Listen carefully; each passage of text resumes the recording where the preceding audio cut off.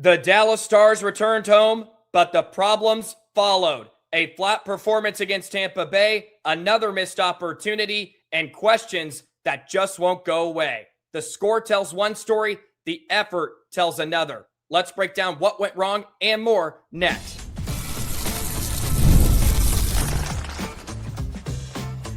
You're Locked On Stars, your daily podcast on the Dallas Stars, part of the Locked On Podcast Network. Your team every day.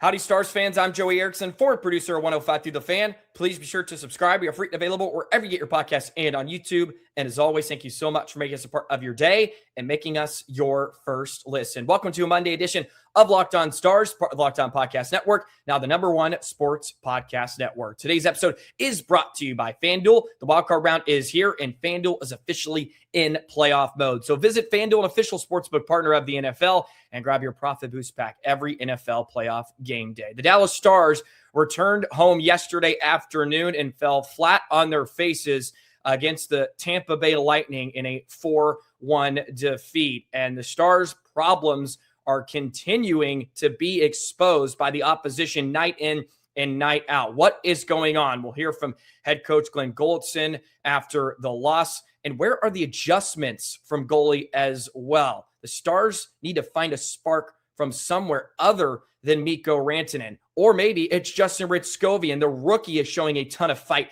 this season as well. We'll talk about him before we close out today's show. But welcome to a jammed-packed Monday edition of Locked On Stars. So much to get into as the Stars have now lost 10 of their last 12 games. I'll tell you what, watching that game yesterday afternoon, I felt like I was watching the past two Western Conference finals between the Stars and Edmonton. And I know it's just a regular season game, but stay with me a bit. The Stars were battling and doing all they could to try to muster up some sort of offense against Tampa Bay, but it just wasn't happening. And I feel like that was the past two Western Conference finals against Edmonton. No matter what the Stars did, no matter what lines they trotted out there, they just could not get shots on goal. They could not score. They weren't able to generate any sort of offense. And that's what I felt like watching the contest last night in periods 2 and 3, especially. Just 2 shots on goal for Dallas in the third period. I'm tired of individuals trying to make the perfect pass, fire the puck on net. It's Andrei Vasilevskiy, for Christ's sake. You're not going to beat him with a perfect shot from the right circle if there's no screen and he's staring right at you. Get the shot on net, create havoc, and poke in rebounds. That's what they did for their first goal right off the hop. And it was the Rutsakovyan line, which was probably the best line in the game, which is another issue. But the Stars get the puck on net. The puck somehow squeezes through Vasilevskiy. Oscar Beck, who started the whole thing with a turnover he created, he gets to the net and he pokes it in, and the Stars were off and running. Unfortunately, that was the only offense they got. And really, one of the best chances that they had in the entire game. The Stars just could not generate anything on Vasilevskiy.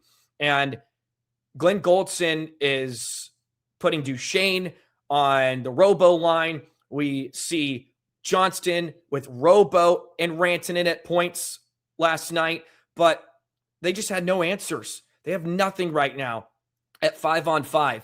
And Glenn Gulutzan talked about the loss and what they have to get back to if they want to find their stride again. I think it's just a story of, they're 11-0-1, now 12-0-1 in their loss, and they just stayed with their game longer than we did. They won more battles. And quite frankly, the second and third goal was mistakes by our guys or in our top two lines that are just pressing. And that's where I get it from is I think all night they won more battles, especially in the second half. And they stayed with their game longer than we did. I'm struggling to see what the Stars game is right now. That's my issue. The first 2 months of the season, I thought it was blatantly obvious. Stars played physical. They would hold on to pucks. They would create high-quality chances, which they're still doing, but the quantity is not there, and they're starting to regress to the mean. We'll hear that from Gulutzan in a bit, but there is no improvement in the shot quantity. We talked about this. Gulutzan talked about this back in December, I think November even, how they need to ratchet the shots up. And that's just not happening for whatever reason. And the offense has not scored more than 1 goal in the last 3 games, which puts a lot of pressure on your net minding, puts a lot of pressure on your blue line, which is also simply not great right now as well. But I'm struggling to find what is the Stars game. There's a lot of dump and chase, but no forechecking. They're not generating really anything off the rush. If they do, it's probably a mistake by the opposition. But when they get to a chance to put the puck on net, the cheese falls off the cracker, as Razor would say. We saw that 2-on-1 with Duchesne and Robo. Robo, don't ever look at Duchesne again. Put the puck on net. Why are you trying to dish it off? You're Jason Robertson. Beat Vasilevsky. You're the best goal scorer in the world, at least in America, over the last year or so. Like, just rip it. That was a rush that ended with no shots. How many times does Stars have numbers going the other way, and it seems to fizzle? And it's Robo, and it's Mikko a bit too. Although Mikko's like the one guy that seems to drive offense. I would throw Robo into that category a bit too. There's no one else driving offense. They're relying on Mikko to go God mode for them to have a chance. Mikko has to go Superman and put on the cape for them to initiate, draw penalty, score something, right? To give you something positive on the offensive side of thing. It's like 96 and a bunch of passengers right now. It's really unsettling. And for whatever reason, they cannot get out of this funk. They're playing good teams. They're going to continue to play good teams. That's not going to change. And at this point, they're squeezing their sticks probably and trying to do too much. We've seen that recently because they're battling. And I said it off the hop. Like, they're trying. You could see it, but it just wasn't leading to anything. The Dallas Stars coming into this season want to do what Tampa Bay did to them last night, which is just keep teams on the perimeter, right? That's what the Stars want to do when they're defending. Keep teams to the perimeter. If they want to have fun out there, go ahead. Well, that's what the Stars are offensively. It's a whole lot of work along the boards. If they do win a battle, it just never gets on net. They just need to funnel pucks towards the cage. And I'm not talking just bouncers from the blue line. I get it. You want better shots than that. And that's fine.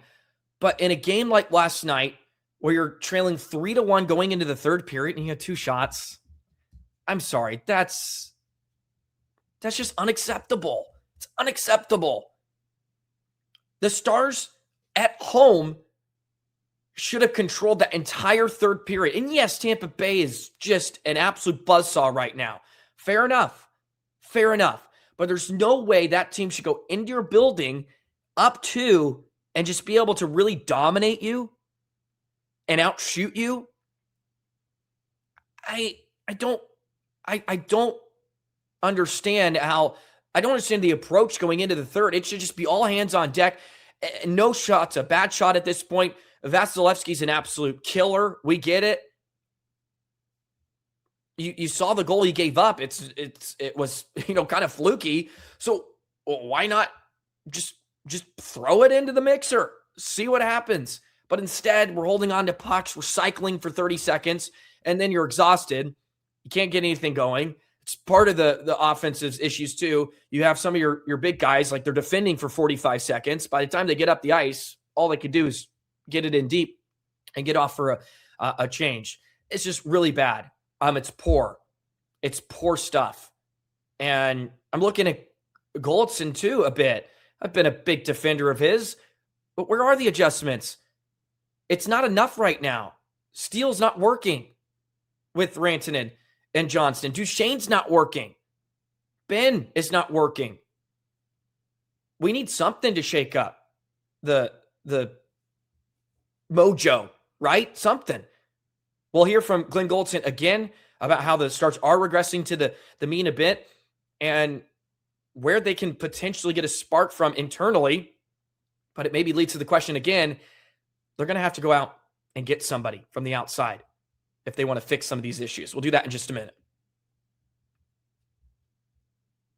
Today's episode of Locked On Stars is brought to you by FanDuel. The wildcard round is here, and FanDuel's officially in playoff mode every game day during the NFL playoffs.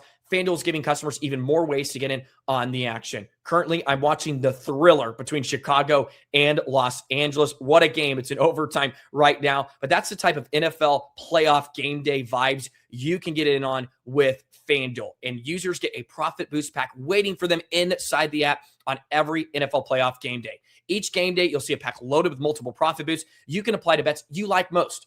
Open your profit boost pack first thing on game day and see what boost you want to apply. The boosts let you lean into your game day instincts, whether you want to back momentum, defense, quarterback play, or coaching, all that good stuff. It gives you some juice on bets you already like instead of having to do something you don't, right? Something new. Every play feels bigger, and the boosts make your bets feel bigger as well. You make the picks, then apply your profit boost packs to go after even bigger payouts while the playoffs get rolling. So visit FanDuel, an official sportsbook partner of the NFL, and grab your profit boost pack every NFL playoff game day. Hey, Locked On Stars fans, please be sure to check out the Everydayer Club, which is associated with Locked On Stars. You get access to an ad-free audio version of this podcast, and something also, which is really exciting, is a Discord server just for listeners of this show. I'll be in there talking during the game, and we can discuss certain things, what we like, what we don't like, other topics that we can bring to the show as well. And it's a great time. You can check out the show notes below, and you can find a link, find Locked On Stars, and subscribe and have a great time and get a little bit more access. And I'll bring some of your questions or maybe thoughts to the episodes here as well. So Everydayer Club, Locked On Stars, check it out in the description. So Glenn Gulutzan, adjustments. I'm not seeing enough right now because it's been 2 weeks, 3 weeks really, of this downturn of play. And I just don't feel like there's a big enough shakeup. And I can understand I've sort of gone down this road where I don't think the Stars right now have a lot of players that fit in specific roles, which maybe handcuffs Gulutzan a bit. But I think at the end of the day, it's his job, right? It's his job to get the best out of the players. It's his job to make these adjustments and find ways to put guys in better spots because they're better than this. They're better than this. They won consistently in the first half of the season with injuries galore and bigger pieces out.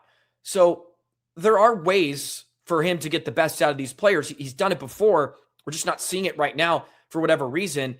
And I just don't think there's a big enough shakeup. But I want to get to this little quote from Gulutzan about them regressing to the mean and the struggles over the last few weeks. I think right now is who you are for the whole season. So did I ever think at one point that we were a 750 team for the whole season? No, I did not. And you guys could look at analytics and they would have told you we are not. We are certainly regressing to the mean, but we're better than what we're playing now. So we need to get back to that. I think everybody agrees with that. And yes, of course, they weren't going to sustain that level the rest of the year. I was honestly shocked how fast of a start they got off to with the injuries. I think everybody was to some degree. But the Stars right now, what they are right now is a team that has to heavily rely on their power play because they're not going to generate enough at 5-on-5.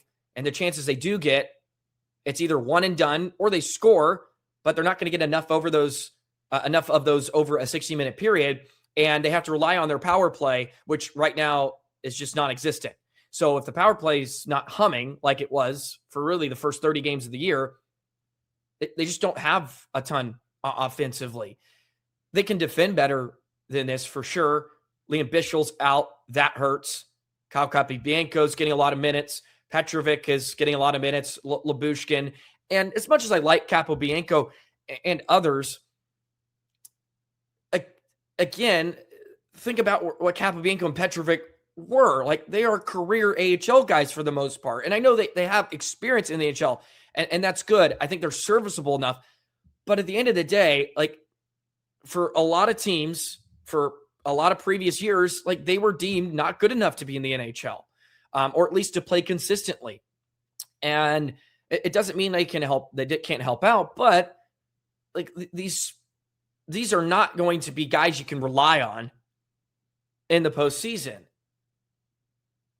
They're not going to be able to take the amount of minutes that you need of your fourth, fifth, sixth defenseman come playoff time, especially if you get matchups against the other team's best. When you're on the road, you're going to have to face other team's best lines, your third pair every once in a while. They're just not going to be able to hold firm. They're just not good enough. And especially when they get outworked like they have been, it seems like night in and night out. And they're certainly regressing to the mean. They're second in the Central. They're still top 5 in the NHL, which is great. But right now, it feels like they're limping, and who knows if this is even a team that's a potential playoff contender that can win a series, let alone get back to the Western Conference Final. A cup contender is not. They're not even close to that. Should they be a playoff team? Yes. They still have to absolutely epically collapse. If they continue the route they're going on, it could happen. But I mean, I don't trust them beating Minnesota in their current structure. But all that being said, I don't think this is going to be their final structure, because they have to go out and make a move. It's too obvious. And Jim Nill has mentioned it in the past, which I think should bring some comfort and confidence to Stars fans everywhere about rewarding his team for playing so well. And I think Jim would be silly not to think that he's not trying to look out for a deal out there to make the Stars better, to reward the Stars for what they did that first half. Because it feels like right now they don't have a spark internally, which is a big issue, which we'll get to. But it feels like the only thing that can solve what's going on right now is by going out and getting reinforcements to just give you a little boost inside the dressing room. Just that little boost, like, okay, like, front office sees us, and you get that little boost by getting a new guy in there. It's always kind of the honeymoon phase, right? Sort of like when Mikko came, although the Stars weren't that hot when he kind of got to town. But it's still that just internal boost, because nobody else is providing it right now. We saw it in the game last night. There was a shift or two from Jamie, from your captain, that made you feel something for a bit, but it didn't last, of course. And the Stars were just frankly embarrassed again on home ice. So I don't know what Glenn Gulutzan has to do, but I'd like to make some big changes. I'd like to split up Rantanen and Johnston, split up Robo and Hintz, something else. And I know he's experimented, but go out of the box a little bit at some point, because it's not good right now. Nobody has the answer. Screw it. You have injuries. Not everything's perfect, but mess around with it at this point. And I know that's probably easier said than done. You don't want to just mess around. And I'm not talking to be careless, but don't be afraid to push some buttons and split some guys up just to see for a game. Give it a chance. If it's crap a period, get out. I mean, it can't be worse than what we're watching right now on a night in and night basis. And I'm not seeing the defensive game round out. There's just a lot left to desire with the Stars, the way they defend. I think a lot of it is just their personnel is not very good right now. They Hardly actually, I thought, had a good game yesterday. Lundqvist as well to some degree. I don't think there's enough like true NHL options, and I believe they're going to have to make a couple big moves to really be considered a cup contender, because they're not close right now with what they're deploying. Rasmus Anderson's no longer an option. He was just traded for by Vegas. They gave up a pretty good lot to get him, but pretty good pickup for them. I know he's been on a lot of Stars fans' radar, including myself, for a lot of years. Blake Coleman is out there, and I think there are reports that the Stars are kind of digging around. Of course, got the hometown connection. Would be awesome to get Coleman in here. Number 20's not open. Now I think about it. Capobianco, I was about to say 20's open, but Kyle's got 20. But Coleman would be great. A great, like they need a guy that can, like, it's just score, right? a guy that can bury pucks, and play solid defensively too, and that's what Coleman can kind of bring. Kadri too is another flame that would be delightful. There's a lot of options, and the Stars are going to make a move at some point. I just don't know if it's going to be before this break. It feels too close right now for them to make a move, but certainly after the break. But if it continues to go down this road, like let's say Tuesday just is ugly, I could see the Stars making a move before the break. If it's just bad again on Tuesday, and Boston's gonna be a good test, right?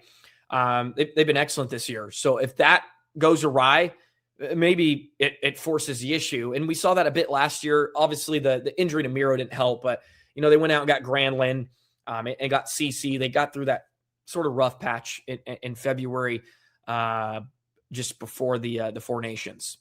So I'd be on the lookout for that.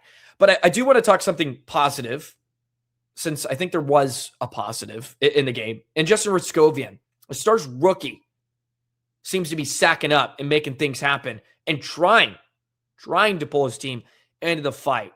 Let's praise Justin and some of his teammates as well in just a moment. Today's episode of Locked On Stars is brought to you by Indeed. If you've ever hired someone who looked good on paper but wasn't the right fit, you know how important that is.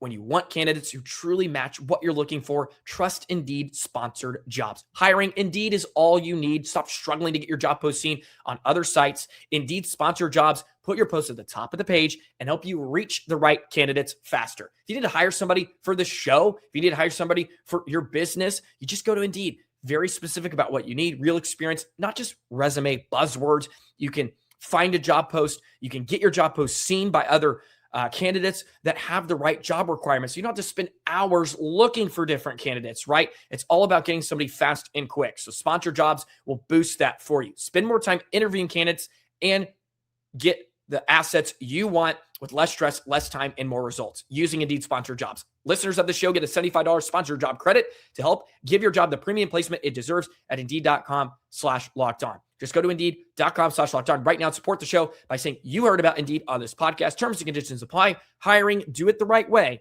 with Indeed.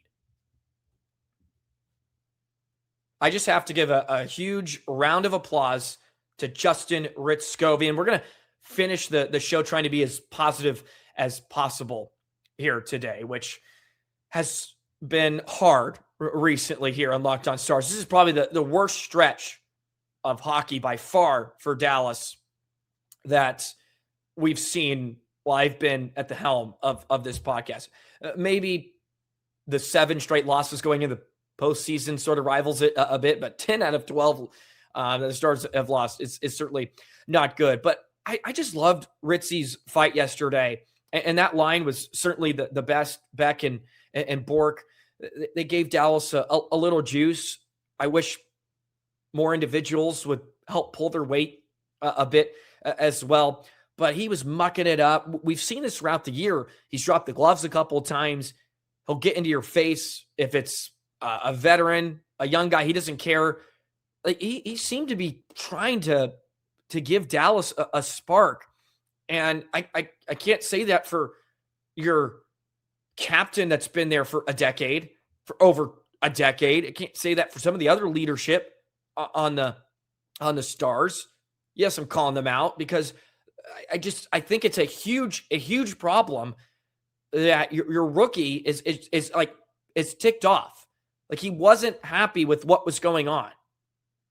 Like in a game like last night where you're sort of getting bullied, like look at what Florida, like if Florida is getting bullied on their home ice, like they're not going to accept that. They won't just allow that. They're going to go right through your nose. We're not talking about hurting players, but be physical and let the opposition know this is not acceptable coming into our rink, right? And I love that Ritzy, out of all people, guy just signed a 2-year extension, which I think is going to be worth its weight in gold for the next couple of years, is a guy bringing that sort of mentality to a game that's lacking it. And he's not getting those big minutes in the third. He doesn't get the 6-on-5 time. He doesn't get rewarded with that because of his role. He doesn't get to be out there the final 4 minutes watching guys pass it around the perimeter, right? Like there needs to be more of that. And I love that out of him. And he deserves a lot of love for it. He just had the edge. Like, this is unacceptable. We can't have this happening, especially at home. I love that out of him. And I appreciate his trio for kind of bringing that a bit. You know, they don't get a ton of playing time, just over 7 minutes together, but it 4 scoring chances at 5-on-5. And I thought they actually had a semblance of a bit of a forecheck and were effective at points when some others struggled. So I was a big fan of that. And Ritzy's a great player, and I look forward to watching him develop and hopefully continue to get better. Walk-off field goal from LA currently for the Rams in overtime. What a game. What a game that was. LA advances to the NFC Championship. On another note, not that anybody cares, but what a game that was. The game yesterday, not so much. But, yeah, I love Rutsakovyan. He graded out the highest Dallas Star in the game, behind Bork and Maverick. So no surprise.